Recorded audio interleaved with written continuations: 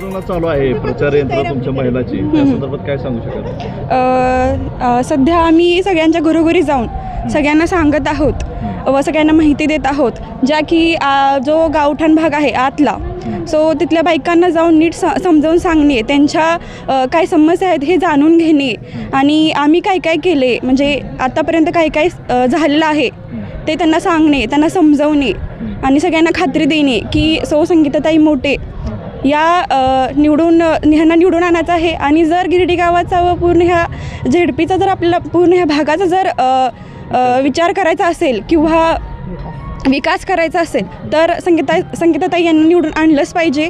आबासाहेब असतील, त्यांनी प्रत्येक लोकांच्या फोनवरती एक रिंग चुकली असेल पण दुसऱ्या रिंगला त्यांनी फोन उचललाच आहे. असं मला तर अजिबात आठवत नाही की दुसरी रिंग वाजली असेल आणि भाऊने तो फोन टाळला असेल. प्रत्येक फोनवरती ते प्रत्येकांच्या घरी जाऊन समस्या सोडवतात. सो आता ह्या गावकऱ्यांकडे आता ही गोष्ट आलेली आहे की त्यांनी सर्वांनी सौ संगीताताई आबा मोटे यांच्या मागे उभारून सगळ्यांनी ताईंना आपल्या निवडून दिलं पाहिजे आणि हा पूर्ण ह्या भागाचा विकास करण्याची खात्री आणि जे एक भावना आहे ती मला पूर्णपणे संगीताताई यांच्यामध्ये दिसते. मग ते म्हणजे ते सुशिक्षित आहेत. सो आता बायका ह्या आल्याच पाहिजेत पुढे, प्रत्येक गोष्टीत आल्या पाहिजे असं मला वाटतं.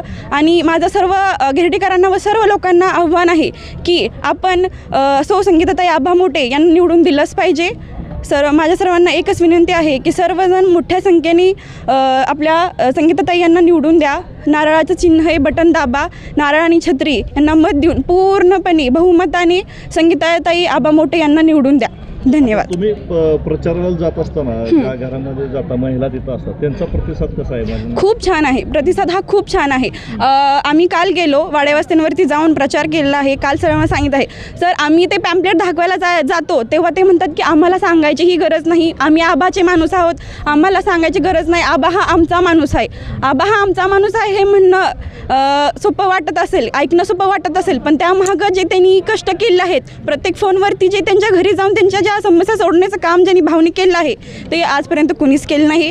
आणि हे जे लोक म्हणतात की आबा हा आमचा माणूस आहे तर त्याच्यामागे भरपूर कष्ट आहेत. त्यांनी केलेला पूर्ण जो समाजासाठी वेळ दिलेला आहे. सो मी त्यांची बहीण आहे. सो मला चांगलंच माहिती आहे की त्यांनी जेव्हापासून आम्ही लहान आहे तेव्हापासून आम्ही बघतो की भाऊ आमचा किती गावासाठी करतो, लोकांसाठी करतो. तर मला वाटतं की सर्व लोकांनी हे निवडून दिलं पाहिजे आणि प्रतिसाद हा खूप छान आहे.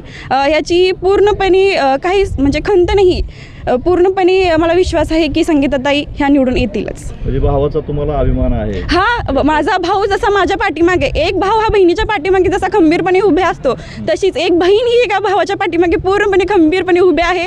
आणि माझा पूर्ण प्रतिसाद आहे माझ्या भावासाठी. आणि एका बहिणीसाठी ह्याच्याहून चांगली गोष्ट नाही की तिचा भाव एवढ्या लोकांच्या कामी येतो. मला खूप आनंद वाटतो की जेव्हा मी घरोघरी जाते आणि ते म्हणतात की आबा आमचा माणूस आहे, हे ऐकताना मला खूप छान वाटतं. कारण का ते प्रयत्न पण तेवढे केले आहेत भाऊने आमच्या.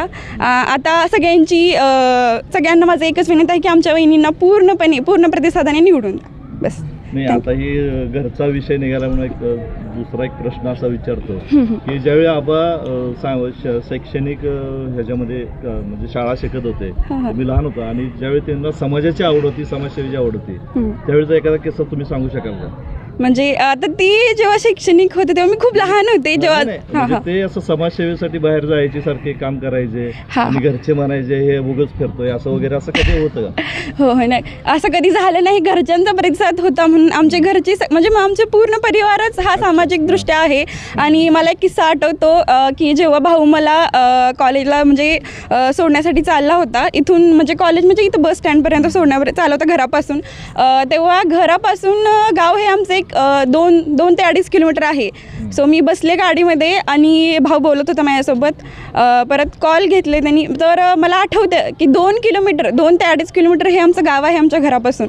तर घरापासून ते बस स्टँडपर्यंत जाऊपर्यंत भाऊने आमच्या म्हणजे कमीत कमी 20-25 कॉल रिसीव केले, त्यांना प्रतिसाद दिलता. सो मला तेव्हा कळलं की बाबा भाऊ माझा किती काम करतोय, किती जनतेसाठी एकनिष्ठ आहे. खरंच खूप अभिमानाची गोष्ट आहे ही माझ्यासाठी. आता तुमच्या ज्या भावासाठी तुमच्याप्रमाणेच इतर बहिणी या निवडणुकीमध्ये उतरलेल्या आहेत, त्यांना प्रचार यंत्रणेमध्ये काम करत आहेत, त्या बहिणींसाठी तुमचा काय आदेश असणार आहे? म्हणण्यापेक्षा काय आव्हान असणार आहे? आव्हान आहे की एकजुटीने तुम्ही सहकार्य करा. मग तुम्ही बहीण असो किंवा पत्नी असो किंवा अजून कोणी नातेवाईक असो, एक महिला म्हणून माझं सर्व महिलांसाठी हेच एक म्हणजे म्हणणं असेल की तुम्ही पूर्णपणे त्यांच्या मागे राहा. म्हणजे असं आपल्यात म्हणतातच की एक पुरुषामागे स्त्रीचा हात असतो. मग ती स्त्री आई असो, पत्नी असो, बहीण असो वा मुलगी असो. माझं सर्व महिलांसाठी आव्हान असेल की पूर्णपणे तुम्ही त्यांच्या मागे उभे राहा. आणि आता थोडेच दिवस राहिले आहेत, तो आम्हाला खूप एकजुटीने प्रचार करायचा आहे आता. पण आता येतं तर या क्षणी असं दिसतंय की एका भाऊजच्या पाठीमागे नणंद उभी आहे. हो बरोबर. हो.